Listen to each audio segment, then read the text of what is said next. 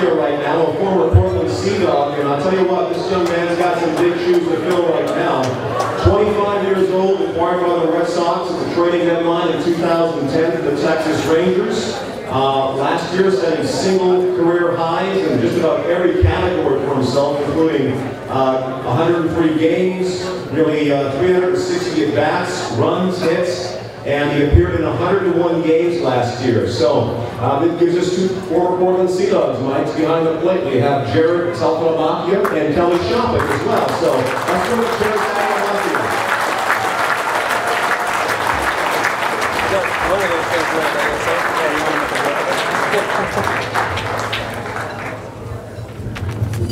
So how's it going?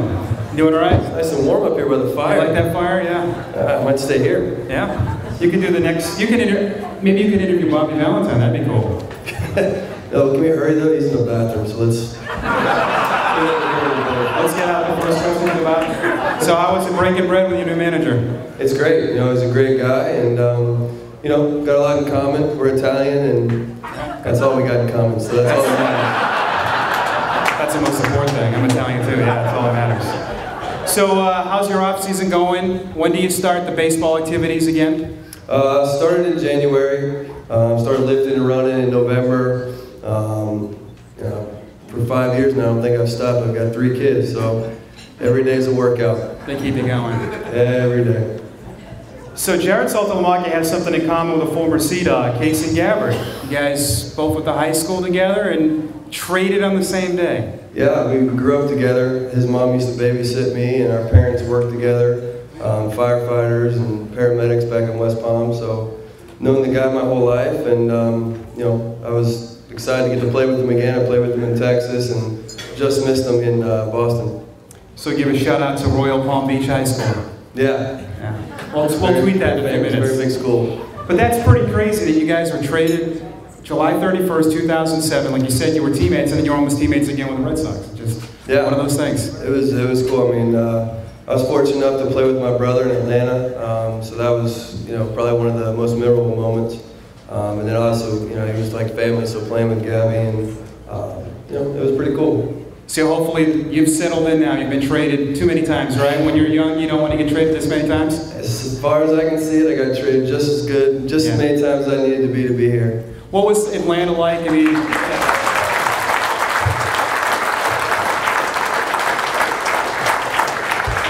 you can obviously see Red Sox Nation is something different. Oh yeah. Something special. Oh yeah, it's awesome. I enjoy it. Like I said, I mean, I've been fortunate enough to have the career path I've had, and it's taken me a lot of places, but ultimately I'm here, and hopefully this is it. Is your first trip to Maine? What's that? First trip to Maine? Yeah, actually. This is actually warm, you know. I love it. Heck, you know. This is. Enjoy it. We've had this dinner, I think, my first 2 years, it was minus, which I thought was cool because you can see in your car the minus.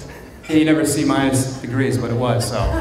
We would take this on opening day, I think, wouldn't we? Now, you guys laugh. You're not getting too many yes, I don't think. I think we would. Opening day, what's the temperature today? 38? 40? That's April weather at Hadlock. Better than the snow we had a couple of years ago. 2 feet of snow on opening day. That was a lot of fun. All right. Last season's over with. We're not going to talk about that. Thank you. So what happened? I'm just kidding. Moving on. This next year, making some changes. Great lineup. And what's it like on the ballpark with those guys? You told me a funny story about Adrian Gonzalez and what he tells you guys what he's going to do, and being in a lineup with so many great hitters. Yeah, it's fun. I mean, just to show up every day at that ballpark alone with the history, you know, it's an amazing feeling. And then obviously the guys on the team from day one have just, you know, loved on me, and it's just been an experience that I'll never forget. And I mean, I couldn't ask for anything better. But yeah, I was telling him that Adrian's probably one of the most confident hitters I've ever met in my life, and you know, it's why he's as good as he is. But he's confident to the fact where he actually told us numerous amount of times. And I started to realize towards the end of the year he was doing it because eventually he was going to be right. But what he would say is, you know, he's like, this guy's going to pitch me this way. He's going to throw a fastball in and a slider down the way. I'm going to hit it off the wall. And he did it. I mean, it's amazing what that guy can do. And his work ethic, shows up every day with a positive attitude, and that's why he's as good as he is. So you guys must love hearing that in the dugout. You never not hear Adrian, that's for sure. I mean, he's always talking, he's always going, and he's a great guy. So is he louder than Pedroia? What's that? Between him and Pedroia, who's louder? Oh, Petey's always louder, obviously. But he's little, he's got to be loud,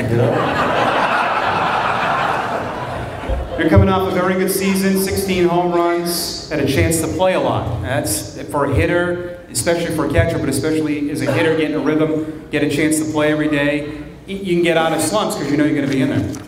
Yeah, no, I mean, that's all you want to do is play. I mean, every day, regardless of, catchers don't catch 162 games, but you want to. And that's always in my head. I want to play every game, I want to be in every game. If I'm not starting that day, I'm always prepared to play. But I was fortunate, enough to play as many games as I did this year. I'm hoping to do more this year and, help us play in October. You've done such a great job with your defense, but I see the guys in the minor leagues, the catchers, how hard they work, their early catching sides. I know that changes when you get to the big leagues, but just explain the process of developing as a catcher. I mean, even when you're at the big league level, you're still trying to get better. Yeah, it's tough. I mean, that's probably one of the toughest positions to do. I mean, you got to learn everything. You got to learn how to hit. You got to learn how to catch. You got to learn how to call pitches. It's not just one job where you just go out there and swing a bat and just show up. It's tough. It's a lot of work, a lot of hard work. You got a lot of other people depending on you. That's why a lot of people can't do it. And it never stops. I mean, in the minor leagues, you use a lot of development. It's just getting in there and playing every day. And then once you get to the big leagues, it's just on a bigger stage. And adapting to new guys. You guys had a lot of injuries last year, so you're adapting on the fly to a lot of new young arms. Yeah, and I think the most important thing I've learned is just get to know what that guy is best at. I mean, don't ask him to do too much. Get to know his pitches and what he does best and stick with it. They're there for a reason.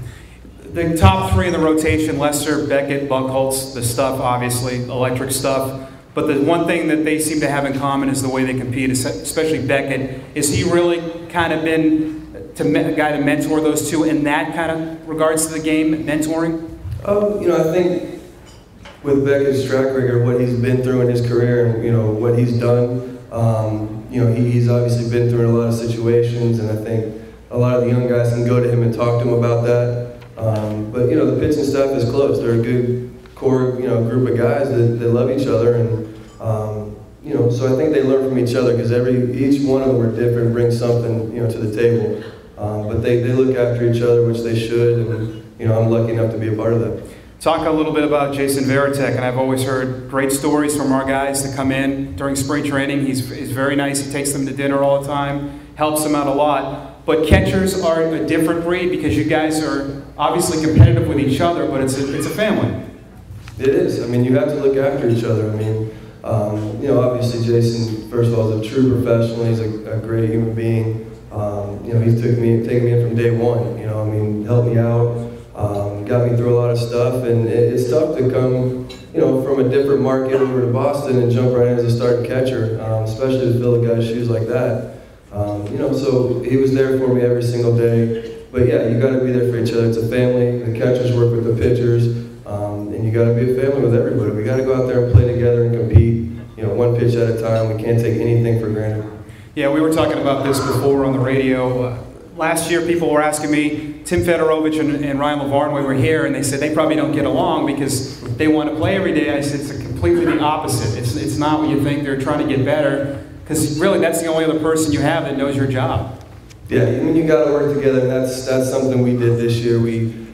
Jason would get with me on what this pitcher does, and there's a lot of guys that he had never caught, so I got with him and told him what I saw. You got to work together. Ultimately, we're there for one reason, that's to win. And if we can help each other do that, I mean, as you guys can tell this year, the past year, one run can make a difference, and that's something we need to, prevent. And we need to win. This is for the fans, and they don't know all the ins and outs of Major League Baseball and preparation, but there's a lot that goes into when an opposing team comes in. Catchers and pitchers and pitching coach, they do that. Big leagues have meetings. Does that start before game one of a series? Yeah, usually when a team comes in, or if we go to another city, you know, the first day, you get there a little earlier, you sit down, you have a meeting, usually with the bullpen pitchers, have a meeting, go over all the hitters, you know, kind of talk about how we're going to go about it, and then you sit with the starting pitcher right before the game, go over the scouting report, and then just trust your stuff.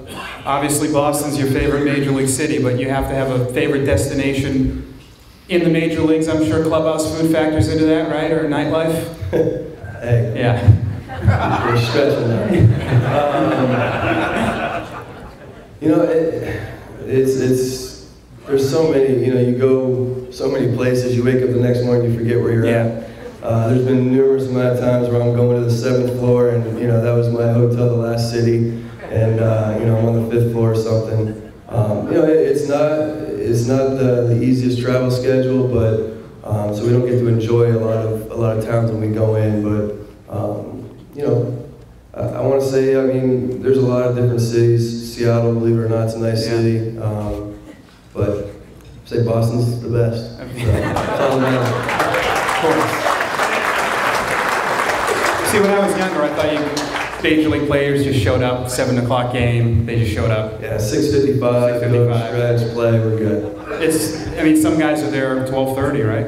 Yeah, you know, that's why I like to get there early, just get all my work in. 12 o'clock, get there, usually, you know, coaches and trainers are there, get my work in, get out of everybody's way, and go through my routine, take BP, and then we play at 7. Patriots tomorrow, you like them to win, right?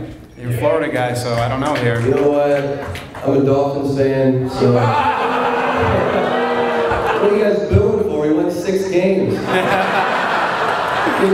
It's a tough crowd. Thank you. About it. Thank you. Well, continued success. Thanks for doing this, and enjoy the rest of your off season. Thank you very much.